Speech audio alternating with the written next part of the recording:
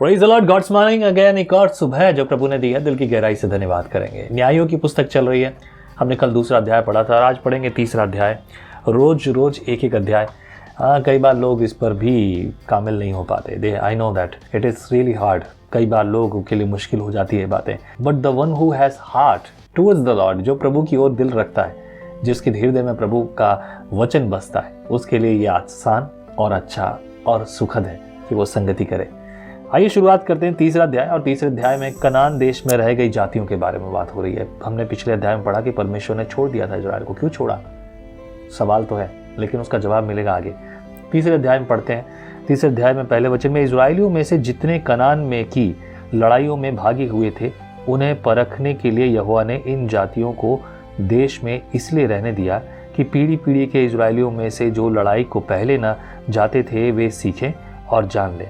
अर्थात पांचों सरदारों समेत पलिश्तियों और सब कनानियों और सिदोनियों और बालहिरमोन नामक पहाड़ से लेकर हमात की तराई तक लबानोन पर्वत में रहने वाले हिब्बियों को ये इसलिए रहने पाए कि इनके द्वारा इजराइलियों की इस बात की परीक्षा हो कि जो आज्ञाएं यहोवा ने मूसा को द्वारा उनको पूर्वजों को दी थी वे मानेंगे या नहीं। इसलिए इजराइली कनानी, हित्तियों, एमोरियों, परिज्जियों, हिब्बियों और यबूसियों के बीच में बस गए।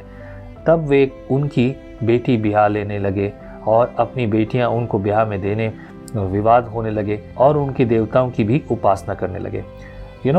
सीधी बात है, अगर हम जिन लोगों में रहेंगे हम उनकी जैसी बातचीत करने लगेंगे और किसी दिन हमको ये अच्छा लगेगा। अभी आप लोग देख रहे हैं कि इलान मस्क ने जो ये टेस्ला वाली जो चीन बात की है, हम यहाँ देख रहे हैं कि वो एक बहुत शक्तिशाली ट्रक लॉन्च किया उन्होंने। और वो ट्रक जो है, कहते हैं कि डीजल ट्रक से भी 3 गुना मजबूत है, पावरफुल है, ताकतवर है। और साथ ही साथ ये भी कहते हैं, अभी इधर से वो बात कर रहे हैं क्या कि इंसानी दिमाग में चिप लगाएंगे, अंधे भी देख सकेंगे। देखो, इंसानी दिमाग में चिप लगाना मतलब कंट्रोल करना। किसी ने कहा था रिसेंटली कि जो रोबोट्स हैं, जो रोबोट्स को जो है इंसानों से लड़ने के लिए बनाया जा रहा है, तो ये किसी दिन ऐसा होगा कि ये मशीन कंट्रोल में नहीं आएगी। इसका अंदाज़ा इस बात से लगाया जा सकता है कि बहुत सारे लोगों ने ऐसी बातों के लिए मूवीज़ बनाई हैं और ये मूवी दशकों से आ रही है। पिछले 10 सालों से इस बारे में कई बातें आ चुकी हैं, पहले से आ चुकी हैं। टेक्नोलॉजी एक लेवल पर आकर जो है आउट ऑफ कंट्रोल हो जाती है। भारत की मूवी हमने देखी रोबोट में भी कुछ ऐसा ही होता है और ये स्वाभाविक है। जो चीज़ बनती है उसका आउट ऑफ कंट्रोल होना स्वाभाविक है और हो रहा है, हम ये सब देख रहे हैं। अभी इस सवाल के बारे में सोचिए कि जब इलान मस्क ये कंट्रोल की बात कर रहे हैं, तो ये कंट्रोल होगा तो इसका गलत फायदा भी उठाया जाएगा। क्योंकि इंसान में, याद रखिए कि परमेश्वर ने पृथ्वी को तबाह करने के लिए पहली बार इसीलिए सोचा क्योंकि इंसान, लिखा है बाइबल में, क्योंकि इंसान जो कुछ सोचता है बुरा ही सोचता है। जब भी हम भले चंगे हो जाते हैं, हम अपने आनंद में हो जाते हैं, तो हम फैलाने लगते हैं, आराम करने लगते हैं, शरीर की अभिलाषाएं पूरी करने लगते हैं। यही तो समस्याएं हैं। जब हम टूटे हुए होते हैं तो सब कुछ त्यागने के लिए तैयार होते हैं, लेकिन जब हम आराम में होते हैं तो हर भली चीज़ों को ना अपने सुख के लिए, अपने प्लेजर के लिए इस्तेमाल करना चाहते हैं। यहाँ पर जब ये चीज़ें आएंगी तब यही होगा। बहरहाल मैं ये कहना चाहता हूँ कि आप इसके बारे में मत सोचिए ज़्यादा, क्या होगा, कैसे होगा, ये कब होगा, इंसान का दिमाग कैसे काम करेगा। I must say that in बातों का आपके लिए फिलहाल कोई लेना देना नहीं है और आपके लिए कुछ भी फायदा नहीं है। हाँ, जानकारी लेना अलग बात है, but don't be with that. उसके साथ बने मत रहिए, उसकी बजाय सही चीज़ों पर ध्यान लगाइए, अपने आप को भटकने मत दीजिए। यहाँ क्या लिखा है कि ऐसे समय में ये लोग जब उनके साथ थे तो उनके साथ रहते हुए वो सब कुछ हुआ। इलान मस्क ने एक बात दिखाई, इधर वो सब कुछ हो रहा है, लेकिन ये बातें जो है अभी लोगों के लिए अजीब सी लगेगी और कई सारे लोग इसका स्वागत करेंगे। वाह, ये तो बहुत अच्छी बात है। उसमें किस तरह से हवाला दिया जा रहा है कि ये अंधे लोगों को देखने के लिए एक बड़ा सहायक होगा। हाँ, शायद सही बात है और ये बात बड़ी लालच वाली लगती है कि हाँ, अंधों के लिए कुछ कर पाएंगे। जो लोग आत्मिक नहीं है, जिन्हें आत्मिक सच्चाई नहीं पता, वो लोग नहीं समझ पाएंगे इस बात को। उनके लिए तो ये अच्छी बात है। हाँ, ऑफ कोर्स अच्छी बात तो है, लेकिन मेरे प्रियो, क्या आप ये नहीं जानते कि परमेश्वर के पास हर एक बात में भलाई छुपी है। अगर कोई मुसीबत में है तो उसमें भी भलाई परमेश्वर ने रखी है, उसे सिखा रहा है, बढ़ा रहा है। बहरहाल हम देखेंगे 7वें पद में क्या लिखा है। इस प्रकार इजरायलियों ने यहोवा की दृष्टि में बुरा किया और अपने परमेश्वर यहोवा को भूलकर बाल नामक देवताओं और अशेरा नामक देवियों की उपासना करने लग गए।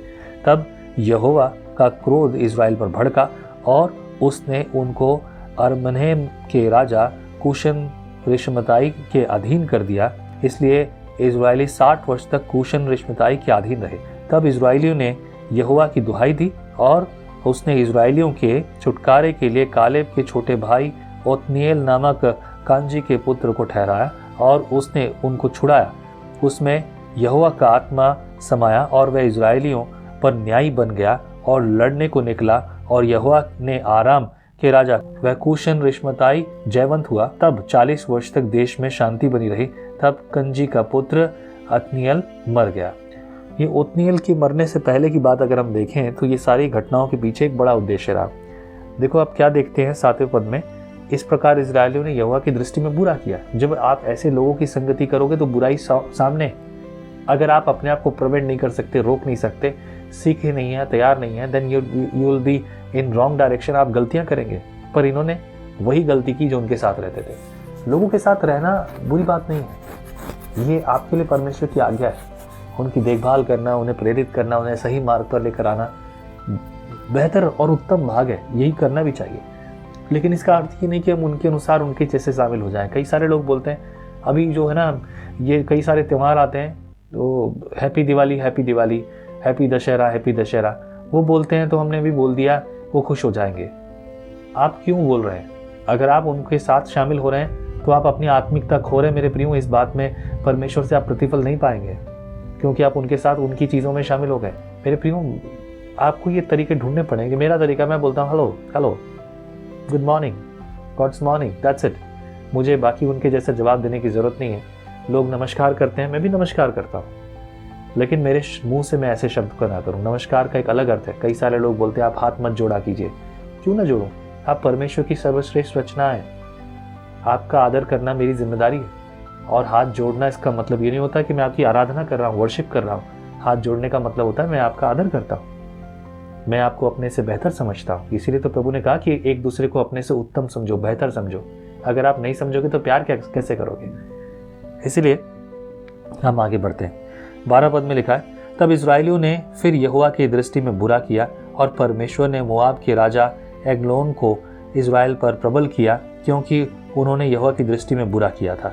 इसलिए उसने अम्मोनियों और अमेलिकियों को अपने पास इकट्ठा किया और जाकर इजराइल को मार लिया और खजूर वाले नगर को अपने वश में कर लिया।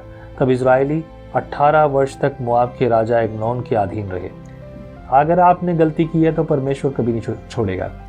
मैं हमेशा कहता हूँ मेरे लोगों को, अगर आप में गलती है तो मैं आपसे बात नहीं कर सकता। आपने गलती की है, आपको स्वीकार करनी चाहिए। बच्चे तो हो नहीं, हम आए दिन यही तो सीखते हैं, रोज़ यही तो सीखते हैं, अंगीकार करो, अपनी गलती स्वीकार करो। और फिर भी अगर आप गलती स्वीकार नहीं कर रहे हो तो क्या? मैं इस बातों में बहुत गंभीर हूँ। मेरे शब्द, मेरे बोल, मेरे अनुभव, वो जो प्रभु के वचन में मैं हर बात में खड़ा हूँ, साथ में खड़ा हूँ। खैर आगे बढ़ेंगे। 15 पद में लिखा है, फिर इजरायलियों ने यहोवा की दुहाई दी और उसने गेरा के पुत्र अहूद नामक एक बिन्यामीनी को उनका छुड़ाने वाला ठहराया। वह बैतनिया का इजरायलियों ने उसी के हाथ से मोआब के राजा एग्लोन के पास कुछ भेंट भेजी।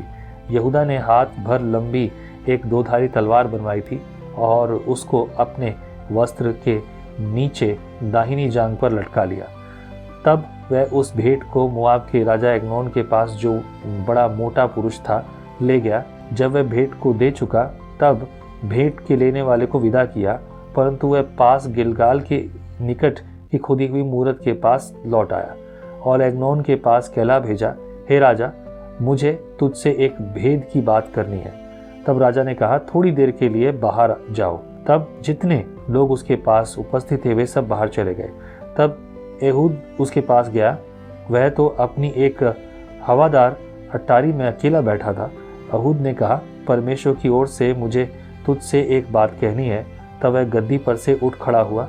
इतने में एहूद ने अपना बायां हाथ बढ़ाकर अपनी दाहिनी जांघ पर से तलवार खींचकर उसकी तोन में घुसेड़ दी और फल के पीछे मूठ भी बैठ गई और फल चर्बी में धंसा रहा, क्योंकि उसने तलवार को उसकी तौंद में से न निकाला, वरन वह उसके आर पार निकल गई।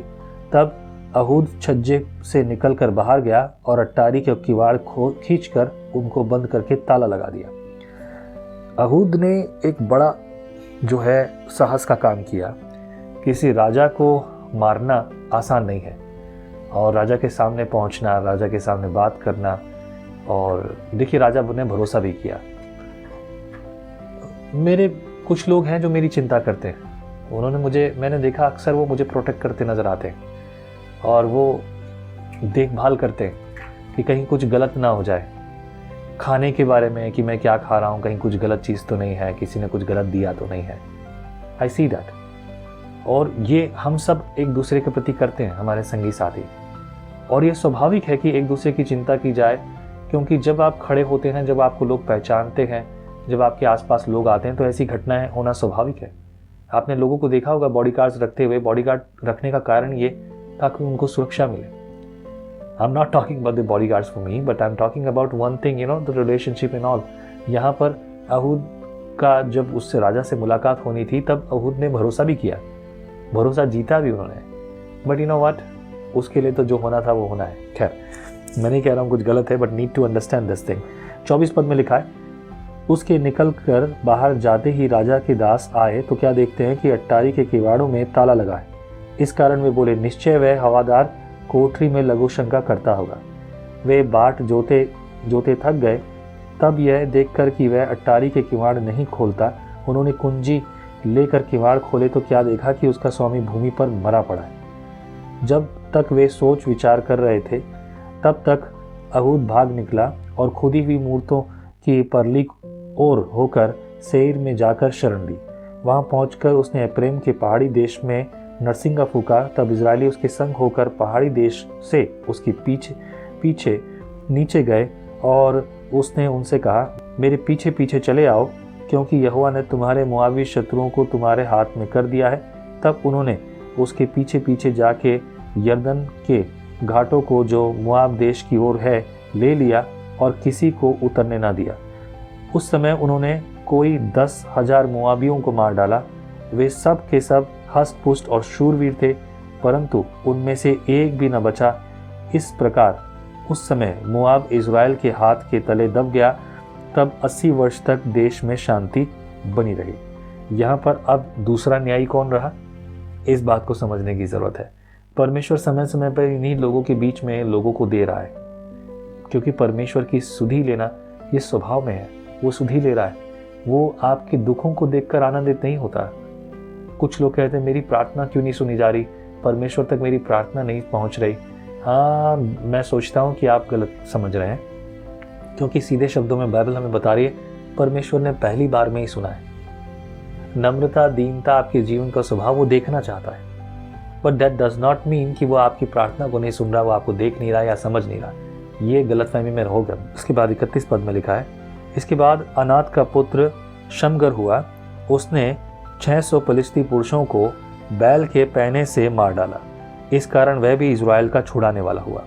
यानी कि इस व्यक्ति ने सिर्फ बैल के पैने से, पैना समझते हैं आप शायद भले किसान ना हो, मैं भी किसान नहीं हूँ और ना किसान का बेटा हूँ। मेरे परिवार में तो शुरू से बिजनेस रहा है, लेकिन मैं जानता हूँ बैल का जो पैना है, क्योंकि मैंने बैल दौड़ाए हैं। बैल जो है, जो पैना जिससे बैल को मारते हैं, जिसके आगे जो चमड़े का जो है लगा हुआ होता है हिस्सा, उसी के आगे इतना हिस्सा करीबन जो है होता है, एक नुकीला लोहे की जो है कील लगी हुई होती है, वो दैट इज कॉल्ड बैल का पैना। उस पैने से बैल को ऐसे चुभोते हैं ताकि बैल को दर्द हो, और जो है चाबुक से मारते हैं, वो उसके आगे जो है बंधा हुआ होता है, ताकि बैल को एहसास रहे कि मालिक उससे चाहता है कि उसे तेजी से चलना है, उसे काम करना है। उस पैने से यहाँ पर कितना लिखा है, 600 फलिश्तियों को उसने मार डाला, और वो भी इज़राइल का छुड़ाने वाला हुआ। ये छोटी बातें नहीं है, और हम जानते हैं कि जब भी कोई व्यक्ति ऐसे खड़ा हुआ है, उसके पास परमेश्वर ने स्पेशल ताकत दी थी। Today I just want to tell you one thing. आप कहोगे इस भाग से हमें क्या सीखने को मिलता है? अगर आप सुन रहे हो तो आपको सीखने को जो चाहिए था वो आपको प्रभु ने बता दिया, क्या सुनना था, क्या सीखना था, परमेश्वर आज आपसे क्या बात कर रहा है। लेकिन फिर भी मैं एक लाइन में कुछ और कहूँगा, वो ये कहूँगा, परमेश्वर पर भरोसा और पश्चाताप। तब आप उसकी सामर्थ्य प्राप्त करेंगे और हर परिस्थिति में विजय प्राप्त करेंगे। आमेन। प्रभु आपके साथ हो। संगति करेंगे मिलकर एक साथ विजनरी रेडियो एंड टीवी पर। मैं आपको एक बात बताऊंगा, मोबाइल एप्लीकेशन अगर आपके मोबाइल में नहीं है तो डाउनलोड कीजिए। नीचे डिस्क्रिप्शन में लिंक भी है, विजनरी रेडियो आप अपने मोबाइल में सर्च कीजिए, आपको उससे डाउनलोड करने में मदद मिलेगी। और प्रभु आशीष करे। सुनिए 24 घंटे सातों दिन। जय मसीह की। परमेश्वर का वचन जीवन देने वाली रोटी है। आओ हम इस जीवन देने वाली रोटी का और मजा लें विजनरी टीवी पर। हम हमेशा सोचते हैं कि शायद मैं भी बाइबल कॉलेज जाकर बाइबल को अच्छे से सीखता, और अब आपके लिए है visionary TV, deep Hindi Bible study के लिए।